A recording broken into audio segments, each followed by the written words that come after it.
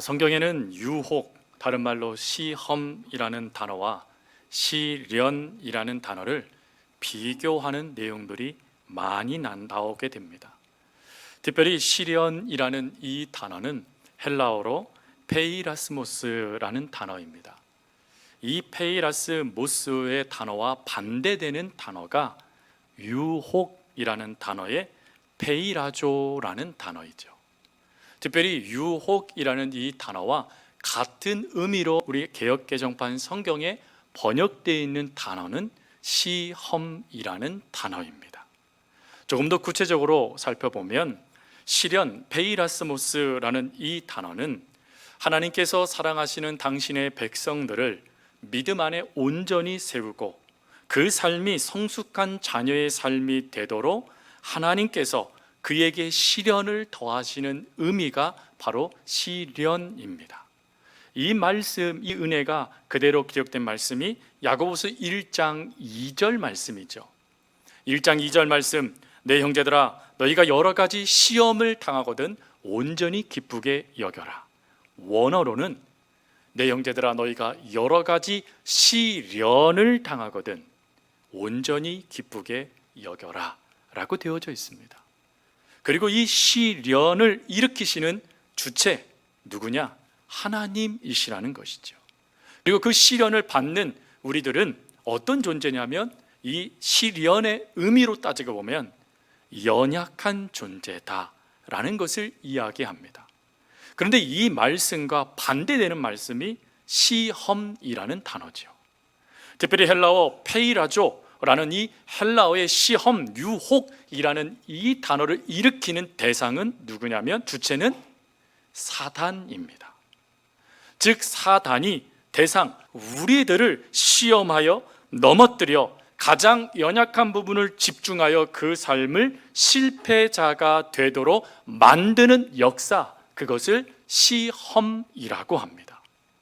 그래서 내가 시험당했다라고 말할 때 이 말은 바꾸어 말하면 만약 하나님을 통하여 내 믿음이 자라나기 위한 것이라면 시련을 당한 거고, 나의 연약함을 사단이 발동시켜서 그 일로 말미암아 하나님의 이름을 우리가 온전히 드러내지 못했다라면 시험을 당하고 있는 것입니다. 근데 이 시험이라는 이 단어의 의미로 예수님은 주의 기도를 가르치셨을 때 뭐라고 말씀하십니까? 우리를 시험에 빠지지 않게 해주세요 라고 기도하라고 말씀하시죠. 이것은 다른 의미로 하나님, 우리가 사단의 유혹에 빠져들지 않도록 도와주세요 라고 기도하라는 뜻입니다. 사단은 분명 오늘 우리의 삶에도요, 이 유혹, 시험을 통하여 우리를 무너뜨리고자 우리의 연약한 것을 집요하게 공략하며 우리를 무너뜨려 간다라는 것입니다. 그러나 은혜가 하나가 있어요. 그것은 하나님은 하나님의 백성들이 사단의 시험을 받아 그 유혹 가운데 무너져 가고 있는 그때에도 얼마든지 건져내어 하나님의 자녀다운 삶을 살아갈 수 있도록 역사해 주시는 분이시라는 것입니다. 우리는 그 모습을 삼손에게 발견하게 됩니다. 여러분, 삼손은 힘 있는 사사입니다. 특별히 그는 나귀의 턱뼈 하나를 가지고 블레셋의 군사 1000명을 죽이는 사건을 일으키죠. 여러분, 이 사건은 그가 얼마나 뛰어난 맹장 용사였는가를 말해주는 게 아니에요. 이것은 하나님께서 그와 함께 하시니 나라도 감당 못할 하나님의 사사가 됐다는 것을 의미하는 것입니다. 더군다나 그는요 2개 국어를 할 줄 알았습니다. 히브리인들이 쓰는 말들은 히브리어였습니다. 하지만 블레셋 사람들이 쓰는 말들은 아람어였습니다. 완전히 다른 거죠. 그런데 삼손이요 블레셋 땅에 가서 블레셋 사람들에게 수수께끼를 내고 그들과 이야기하는데 전혀 어려움이 없는 언어 구사를 할 수 있는 능력이 그에게 있었다는 것입니다. 성경은 그것을 지혜라고 이야기합니다. 즉 하나님께서 그에게 지혜를 주셔서 한 번도 배우지 않았던 언어임에도 불구하고 구사할 수 있는 능력도 주셨고, 그리고 더 나아가서 그들을 뛰어넘는 지혜를 주셔서 수수께끼로 그들을 오히려 하나님의 심판이 도구가 되도록 만드는 역사 또한 일으켰습니다. 오늘날로 따지면요, 엄친한 거예요. 엄친아. 능력도 있고요, 힘도 있고요, 지혜도 있고요. 그리고 갈 때마다 여인들이 나타나잖아요. 그 얘기는 뭘까요?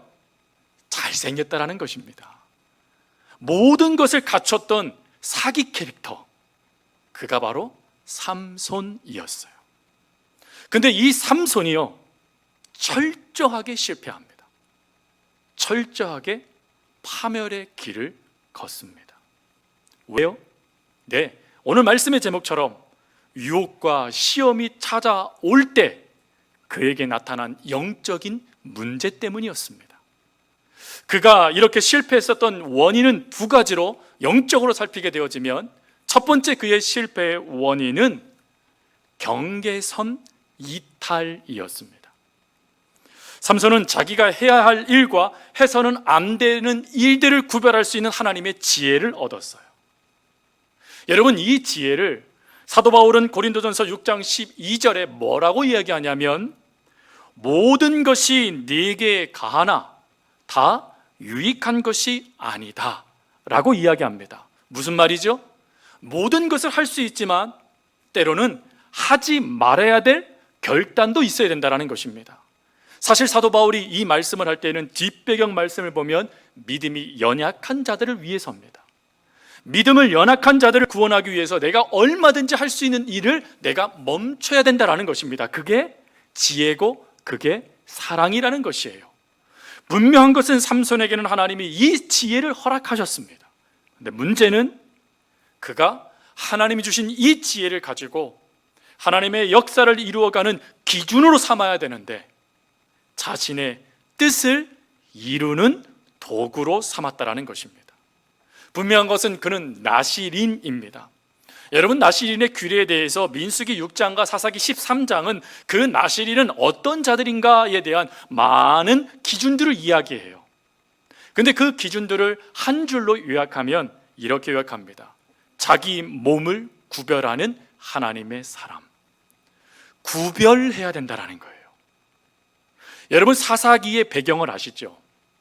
사사기 시대 때 하나님의 탄식의 말씀을 그대로 기록된 게 바로 사사기 21장 25절 말씀입니다. 말씀은 뭐죠? 그때에 왕이 없었으므로 사람들이 자기 소견에 옳은 대로 행하였다. 이것이 사사기 시대의 배경이에요. 여러분, 이러한 암울한 시대에 사사는 모든 기준을 하나님께 두고 그 기준에 따라 삶을 살아가야만 하는 삶을 살아가는 자가 바로 사사였어요. 근데 문제는 사사인 삼손이 경계선을 이탈해버려요. 그리고는 자신의 생각대로 주어진 상황 그대로를 받아들이며 그냥 그렇게 살아가 버렸다라는 것입니다. 자신의 정체성을 철저하게 잊어버리고 일반 사람들과 매 한 가지 같은 모습으로 그 삶을 살아가 버린 사람. 그래서 삼손의 그 삶을 성경은 뭐라고 표현하냐면 방종하다라고 표현을 합니다. 즉, 하나님의 경계선을 이탈하여 방종하여 내가 원하는 대로, 내가 하고 싶은 대로, 내가 기준이 되어 철저히 내 뜻을 이루어가는 하나님을 철저히 잃어버린 제된 삶을 살았던 사람, 그가 바로 삼손이었다라는 거예요. 이게 바로 삼손의 경계선 이탈의 모습이에요. 그러나 성경은 이런 모습만 기억하지 않습니다. 삼손의 모습과 다르게 경계선을 철저하게 지켰던 인물들이 나타나요. 그들이 누구냐면 느헤미야와 요셉이었습니다. 여러분, 느헤미야는 그가 포로 귀환을 하게 되자마자 즉시 무엇을 했냐면 성벽 건축을 하기 시작합니다. 성벽을 건축하는 이유는 그 주변의 대적들이 여전히 이 이스라엘을 무너뜨리고자 기회를 엿보고 있었기 때문이었죠. 그래서 이스라엘 백성들을 구원하고자 성벽을 건축하게 되어집니다. 그리고 성벽을 건축하자마자 느헤미야가 경계를 정해요. 그 경계를 정하는 그 모습을 성경 말씀에 보니까 뭐라고 표현하고 있냐면 그가 성문을 기준 삼았다라고 표현합니다. 즉 성문을 철저하게 통제합니다. 누가 나가고 누가 들어왔는지, 그리고 그 일들을 행할 때 무슨 이유로 나가고 무슨 이유로 들어왔는지를 철저하게 통제를 해요. 왜 이랬을까요?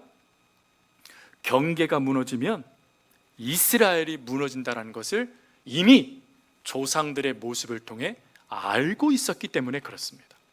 그래서 철저하게 하나님의 기준 안에 살아가겠다, 하나님의 영향만 받겠다, 하나님의 은혜 안에만 거하겠다라고 하여 기준을 세워 이스라엘 백성들을 그 경계선 안에서 하나님의 복을 누리도록 만들었던 인물이 바로 느헤미야였어요.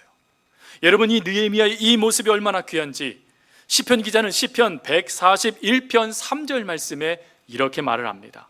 여호와여, 내 입에 파수꾼을 세우시고 내 입술의 문을 지키소서. 하나님이 지켜주시고 하나님이 책임져 달라는 것입니다. 왜요? 그럴 때 그게 복이 되기 때문에 그렇습니다. 또 요셉은 어떻습니까? 여러분, 요셉의 경계선의 기준은 그가 능력이 있거나 그가 다른 사람보다 뛰어날 때의 경계선을 세운 게 아니었어요. 그는 가장 그의 삶에 연약할 때, 즉 종, 노예가 되어졌을 때 경계선을 분명히 합니다. 보디발, 자신의 주인의 아내가 이 요셉을 끊임없이 유혹해요. 나와 동침하자, 나와 좀 잠을 자자 라고 하며 끊임없이 유혹할 때 그는 그의 경계선, 기준이 무엇인지를 다음과 같이 얘기합니다. 창세기 39장 9절 하반절 말씀을 보니까 이렇게 되어져 있어요. 내가 어찌 이 큰 악을 행하여 하나님께 죄를 지으리까? 내가 어찌 이 큰 악을 행하여 하나님께 죄를 짓겠습니까? 그의 경계선은 무엇이죠? 하나님이었다라는 거예요. 하나님을 기준 삼고 그 기준을 이탈하지 않겠다라는 것입니다. 여러분, 이것은 그 다음에도 또 나타나게 되죠. 그가요, 또 그 보디발의 아내, 주인의 아내와 한 집에 둘만 남게 됐습니다. 그때 이 보디발의 아내가 요셉의 옷을 붙잡아요. 그리고는 나와 제발 좀 잠을 자자라고 유혹을 해요. 성적인 유혹 말입니다. 여러분, 이때 요셉이 어쩌하지요? 그 옷을 벗어두고 그 방에서 나옵니다. 요즘처럼 여러분 겉옷이 있고 또 그 안에 또 티 같은 게 있고 또 그 안에 속옷 같은 게 있었겠습니까? 노예인데요. 그 단벌 옷 하나에 속옷밖에 없는 게 노예 인생이에요. 그러니 여러분, 벌거벗은 채로 그가 그곳을 나온 거예요. 쉬운 일이었을까요? 20대 청년의 불타는 정열, 그걸 억누르는 게 쉽겠습니까? 자신이 조금만 그 보디발의 주인, 보디발의 아내의 그 이야기를 들으면 인생이 펼 수도 있어요. 유혹 쉽지 않은 것입니다. 그런데 경계를 분명히 하니까 그 경계선을 지키며 그 자리를 나오더라라는 것이에요. 그것이 하나님의 은혜가 되고 복이 되어져 하나님은 그를 형통케 하시는 역사가 되어집니다. 성도 여러분, 그렇다면 우리 자신은 어떻겠습니까? 지금 여러분들은 철저하게 경계선을 지키고 계십니까? 아니면 경계선을 이탈하고 계십니까? 여러분, 기억하실 것이 하나가 있는데, 여러분과 제 안에 있는 옛 자아, 본능, 이것은 우리가 쉽게 무시할 수 없을 정도의 능력을 행사합니다. 이 옛 자아는 끊임없이 지금까지 살아온 방식을 고집하게 만들어요. 더군다나 하나님의 은혜가 조금이라도 사라지게 되면 이 옛 자아는 쓴뿌리가 됩니다. 그래서 우리 속에 잡초처럼 무성하게 자라나서 하나님의 어떠한 역사도 나타나지 못하도록 만들어버린다는 것입니다. 그래서 우리가 예수님을 믿지만 안타깝게 내 삶에 변화가 일어나지 않아요? 예수님을 믿고 있는데 내 인격이 예수님을 믿기 전과 별반 다르지 않는 것 같은 실망을 느끼는 것입니다. 또 더 나아가서 이 옛 자아는 끊임없이 우리 속에 나의 정체성, 내가 누군가를 잊게 만들어요. 여러분, 저와 여러분들은 어떤 정체성이 있죠? 그 바로 얼마 전까지 몇 번이나 반복해 설교했던 바로 성도, 하나님의 자녀의 정체성이 우리 가운데 있어요. 근데 옛 자아는 이 성도의 정체성을 잊게 만든다는 거예요. 그리고는 철저하게 나 자신의 생각, 나 자신의 뜻, 나 자신의 방법을 관찰하고자 애쓰도록 철저하게 하나님의 경계선을 이탈하여 내 마음대로 살아가도록 만들어버린다는 것입니다. 그런 후에는요, 그 일로 말미암아 더 큰 실망으로 우리를 무너뜨려 버린다는 것이에요. 여러분, 여기까지 가게 되어지면 우리 인생이 너무 비참할 것 같지 않습니까? 하지만 여러분, 하나님은 그런 우리들을 버리지 않는다라고 이미 제가 서두에 말씀을 드렸어요. 이때에 하나님은 이렇게 옛자가 발동되어져 우리가 끊임없이 하나님을 잊어버리고 내 뜻, 내 생각, 경계선 이탈하는 그 상황 가운데 가게 되어졌을 때, 그때 하나님은 깨닫는 은혜를 허락하세요.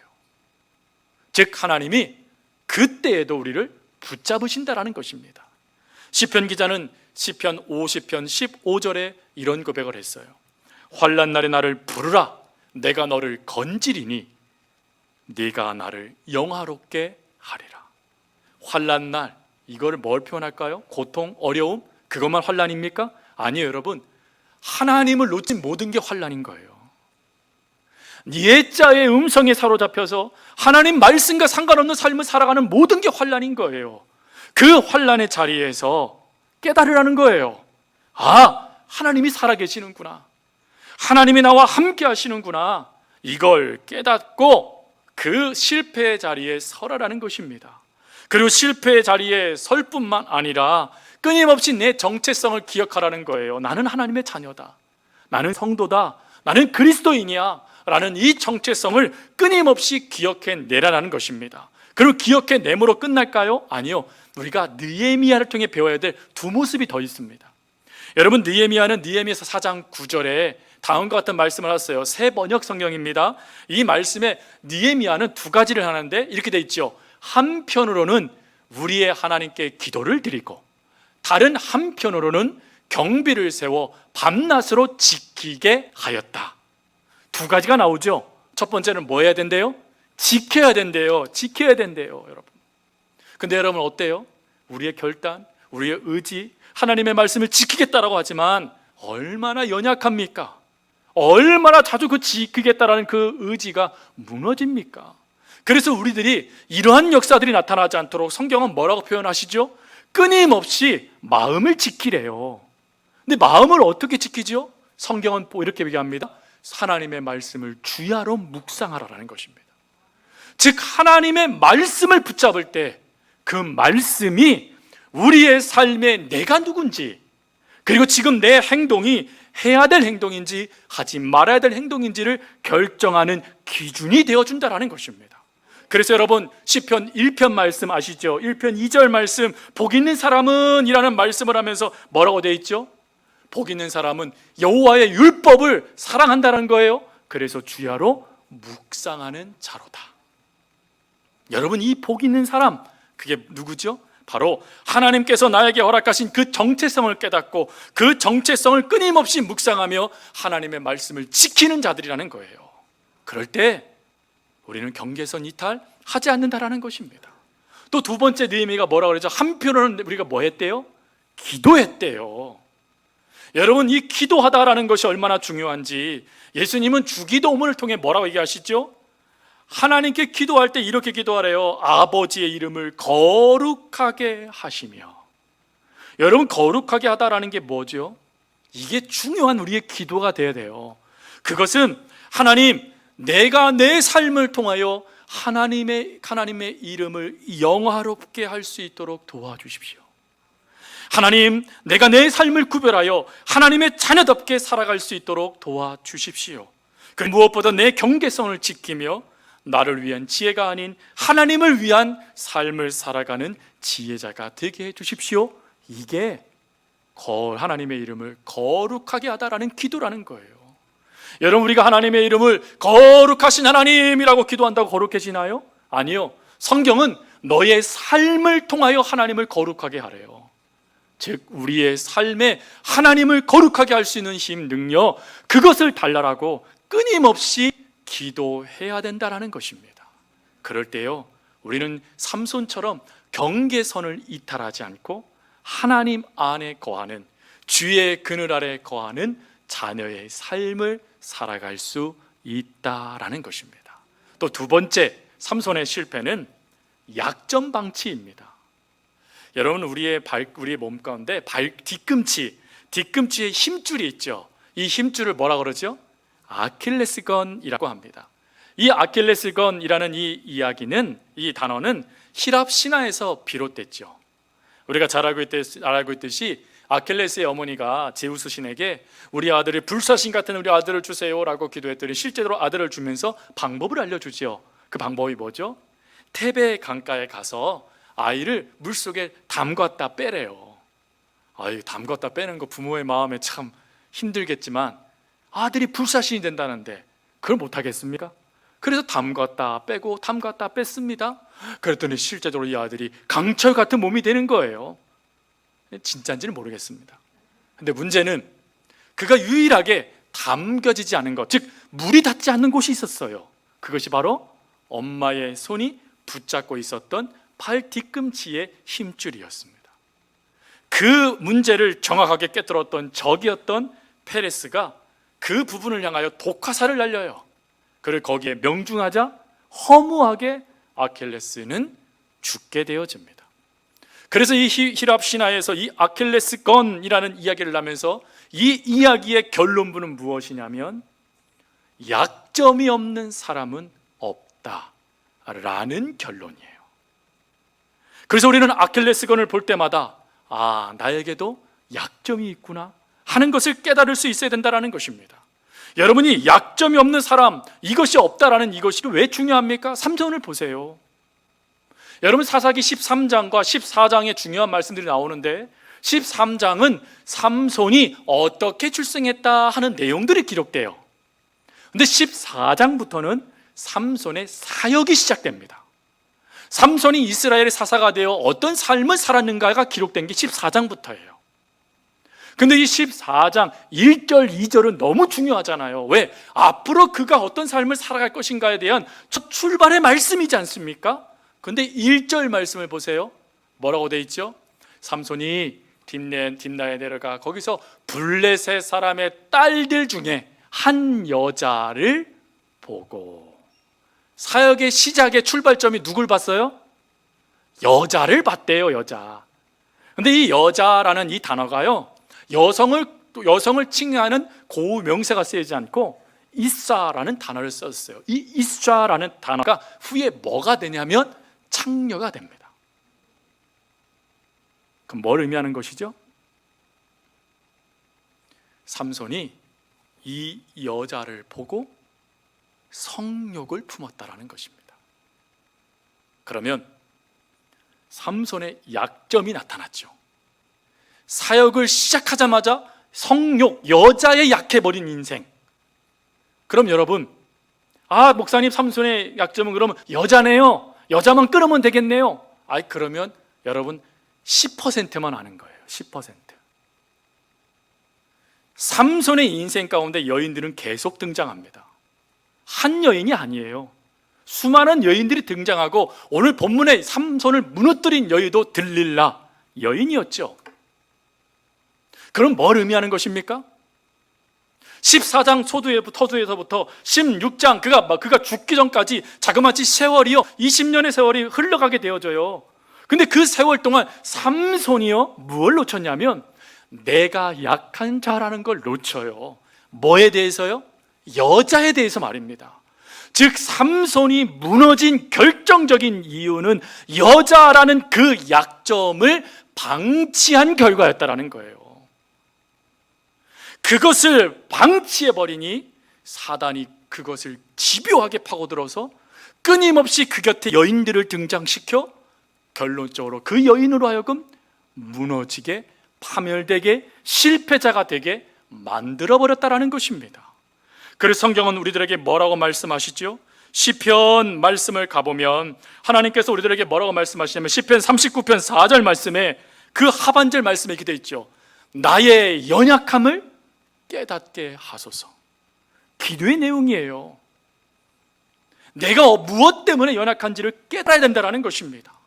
성도 여러분, 오늘 삼손이 여인들을 향하여 여인들의 그 정욕의 모습 때문에 삼손이 그걸 방치한 결과 그는 실패했다라면, 오늘 저와 여러분들의 삶 가운데 끊임없이 내 안에 어떤 들릴라가 자라나고 있는가를 점검하셔야 돼요.